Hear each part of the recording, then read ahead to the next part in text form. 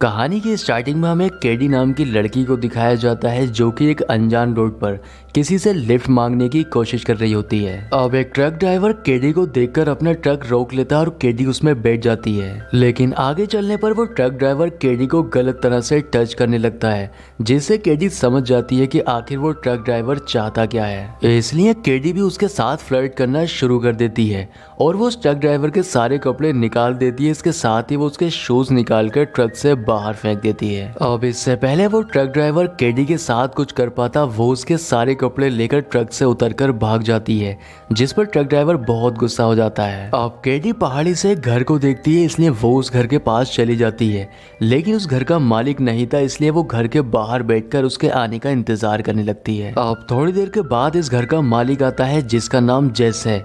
जेस केडी से पूछता है कि आखिर तुम कौन हो और यहाँ पर क्यों आई हो, पर केडी उसके साथ फ्लर्ट करने लगती है, जिस पर जेस को बिल्कुल भी अच्छा नहीं लगता और वो उसे यहाँ से जाने के लिए बोलता है। अब जेस अपनी गाय का दूध निकालने के लिए बैठ जाता है, लेकिन केडी यहाँ से नहीं जाती है, बल्कि वो उसके पास आकर उसकी गाय का कच्चा दूध पीने लगती है। केडी जैसे उसकी फैमिली के बारे में पूछने लगती है, तब जैसे उसको बताता है कि 15 साल पहले उसकी वाइफ उसको छोड़कर जा चुकी है और वो अपने साथ उसकी दोनों बेटियों को भी ले गई है। इसके बाद केडी अपना सामान लेकर घर के अंदर जाने लगती है और वो जेस से कुछ ऐसा कहती है, जिससे उसे पता चल जाता है कि केडी उसी की बेटी है। रात को ये दोनों ही एक साथ बैठकर डिनर कर रहे होते हैं, तब जेस केडी से उसकी माँ के बारे में पूछता है।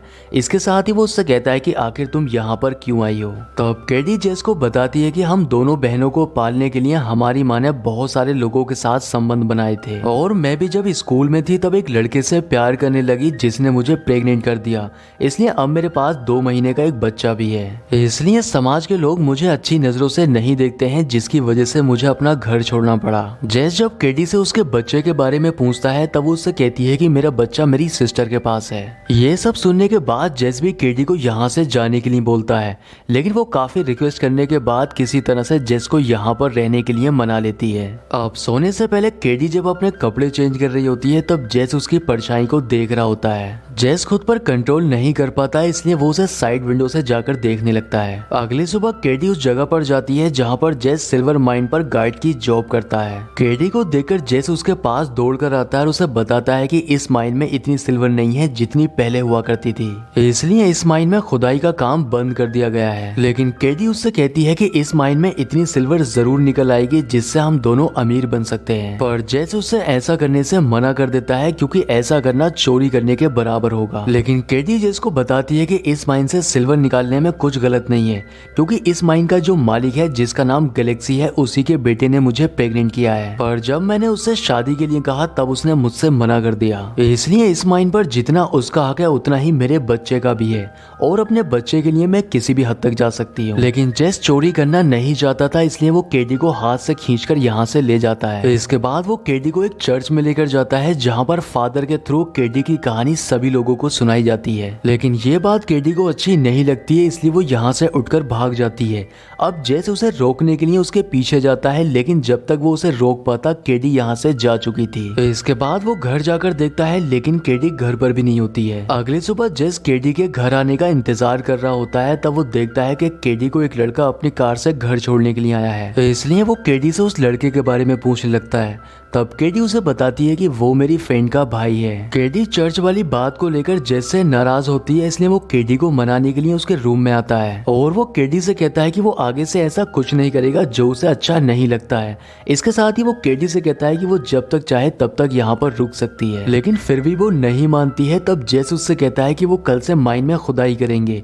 ये सुनकर केडी खुश हो जाती है और उसे गले लगा लेती है। ये दोनों ही एक दूसरे के करीब आने वाले थे, लेकिन जेस खुद पर कंट्रोल कर लेता और यहाँ से चला जाता है। अगले दिन ये दोनों ही एक साथ मिलकर माइन में खुदाई करने लगते हैं, लेकिन मेहनत करने के बाद भी इन दोनों को सिल्वर नहीं मिल पाती है, इसलिए दोनों ही थक कर घर आ जाते हैं। जेस केडी से कहता है कि मैंने तुम्हारा पानी गर्म कर दिया, इसलिए तुम नहाने जा सकती हो, पर केडी जेस के सामने ही अपने सारे कपड़े उतार देती है और पानी के अंदर चली जाती है। इसके बाद वो उससे अपनी मसाज करने के लिए कहती है, जिस पर जेस उसकी मसाज करने लगता है, लेकिन वो उससे कहता है कि ये सब करना मुझे ठीक नहीं लग रहा है, क्योंकि तुम मेरी बेटी हो। पर केडी उससे कहती है कि इससे पहले मैं एक औरत भी हूँ, लेकिन फिर भी जेस यहाँ से चला जाता जाता है, जिस पर केडी को अच्छा नहीं लगता है। अगले दिन ये दोनों फिर से माइन में खुदाई करने लगते हैं और इस बार इन्हें बहुत सारी चांदी मिल जाती है। लेकिन माइन में खुदाई करते समय इनको एक आदमी देख लेता है। इसके बाद ये दोनों ही चांदी बेचने के लिए मार्केट में जाते हैं।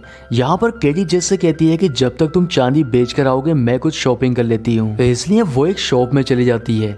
लेकिन जेस जब चांदी बेच कर आता है तब केडी उसे वहाँ पर नहीं मिलती है, इसलिए वो शॉप की ओनर से केडी के बारे में पूछने लगता है। तब शॉप की ओनर उसे बताती है कि वो सामने वाले पब में गई है। तब जेस भी वहाँ पर चला जाता है। वो केडी को एक आदमी के साथ डांस करता हुआ देखता है, पर थोड़ी देर के बाद केडी उस आदमी के साथ जाने लगती है, जिस पर जेस उसे ऐसा करने से मना करता है और उससे कहता है कि तुम जैसा कहोगी मैं तुम्हारे साथ वैसा ही करूंगा। ये सुनकर केडी खुश हो जाती है। लेकिन पब में कुछ आदमी जेस के ऊपर हमला कर देते हैं, इसलिए जेस को बचाने के लिए केडी भी उसकी लड़ाई में कूद जाती है, जिसकी वजह से उनके ऊपर पुलिस केस हो जाता है और उन्हें कोर्ट में लाया जाता है। पर जज उनके ऊपर फाइन लगाकर दोनों को ही छोड़ देता है। घर जाते समय केडी और जेस दोनों ही काफी खुश होते हैं। घर पहुंचकर केडी देखती है कि उसकी बड़ी बहन जेनी उससे मिलने आई है। वो अपनी बहन को देखकर बहुत खुश होती है। जेनी अपने साथ केडी के 2 महीने के बच्चे को भी लेकर आई होती है। केडी अपने बच्चे को जेस को दिखाने लगती है, लेकिन जेस उसे देखने में बिल्कुल भी इंटरेस्टेड नहीं होता है और वो अंदर चला जाता है। लेकिन वो केडी के बच्चे से ज्यादा देर तक नाराज नहीं रहता है, क्योंकि केडी जब उसे अपना बच्चा देती है तब वो उसे अपनी गोद में उठा लेता है। वो बच्चे के पेट पर एक रेड निशान देखता है, जिसके बारे में वो केडी से पूछने लगता है। तब वो उसको बताती है कि ये निशान जब से वो पैदा हुआ है तभी से उसके पेट पर है। इसका मतलब ये था कि वो उसका बर्थ मार्क है। तभी जेनी केडी को बताती है कि इस बच्चे का पिता, जिसका नाम बाश है, वो उससे शादी करना चाहता है और उससे कल मिलने आने वाला है। ये सुनकर जेस उदास हो जाता है। अगले दिन बाश केडी से मिलने के लिए आ जाता है, लेकिन पहले तो केडी उससे नाराज होने का नाटक करती है, लेकिन बाद में मान जाती है। अब वो जेस से भी माफी मांगता है और उसकी बेटी से शादी करने के लिए कहता है, इसलिए जेस भी मान जाता है। रात में जब ये सब लोग बैठकर बात कर रहे होते हैं तब जेस को अपनी ओर एक ट्रक आता हुआ दिखाई देता है, इसलिए वो बंदूक लेकर बाहर चला जाता है। ट्रक के अंदर से एक आदमी उतरता है जिसका नाम मोक है। दरअसल मोक वही आदमी है जो जेस की वाइफ को भगा कर ले गया है, लेकिन अब वो उसकी वाइफ को अपने साथ लेकर आया है, क्योंकि उसकी वाइफ का आखिरी समय चल रहा है और वो अपनी फैमिली के बीच मरना चाहती है। रात में मोक जब जेस की वाइफ से मिलने के लिए उसके रूम में जाता है तब वो उसके ऊपर हमला कर देती है, जिस पर मोक भी उसके ऊपर हमला करता है और वो उस हमले में मारी जाती है। सभी को यही लगता है कि उसने सुसाइड किया है, इसलिए अगले दिन उसका फ्यूनरल दिखाया जाता है। लेकिन जेस नोटिस करता है कि यहाँ पर सभी लोग हैं, लेकिन मोक यहाँ से गायब है। वो समझ जाता है कि वो जरूर सिल्वर माइन में खुदाई करने के लिए गया होगा, इसलिए वो भी उसके पीछे चला जाता है। यहाँ पर वो देखता है कि मोक माइन में खुदाई कर रहा है, इसलिए वो उसके ऊपर गन पॉइंट कर लेता है। लेकिन तभी वो नोटिस करता है कि जैसा निशान केडी के बच्चे के पेट पर है वैसा ही निशान मोक के पेट पर भी है। ये देखकर वो समझ जाता है कि केडी ने उससे झूठ बोला है। उसके बच्चे का पिता बाश नहीं बल्कि मोक है, इसलिए वो उसके गोली मार देता है। लेकिन मरने से पहले मोक उसको बताता है कि केडी तुम्हारी नहीं बल्कि मेरी बेटी है और हमारी फैमिली में जो भी लड़का पैदा होता है उसके पेट पर ऐसा ही निशान होता है। मोक के मरने के बाद जेस बाश के फैमिली से मिलने के लिए उसके घर पर जाता है और वो उसकी फैमिली को बताता है कि केडी का बच्चा बाश का नहीं बल्कि मोक का है। दरअसल जेस नहीं चाहता था कि केडी बाश से शादी करे, क्योंकि वो उसे पसंद करने लगा था। अगले दिन केडी शादी के लिए बाश के आने का इंतजार कर रही थी, लेकिन काफी इंतजार करने के बाद भी बाश यहाँ पर नहीं आता है। अब जेस केडी को लेकर माइन में जाने लगता है, लेकिन तभी केडी का पैर फिसलता है, वो गिर जाती है और पहली बार ये दोनों ही एक दूसरे के करीब आते हैं।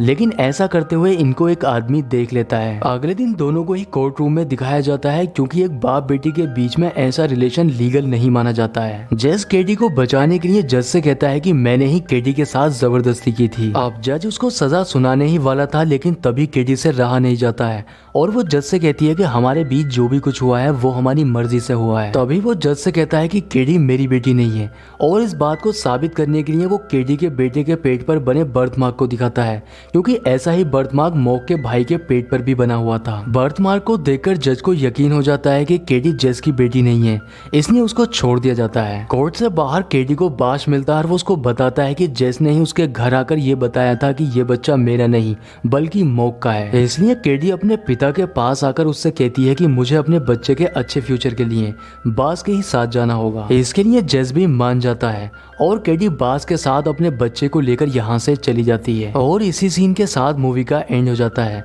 दोस्तों, अगर वीडियो पसंद आया है तो वीडियो को लाइक और चैनल को सब्सक्राइब जरूर करें। तो मैं आपसे मिलता हूँ किसी नेक्स्ट वीडियो में।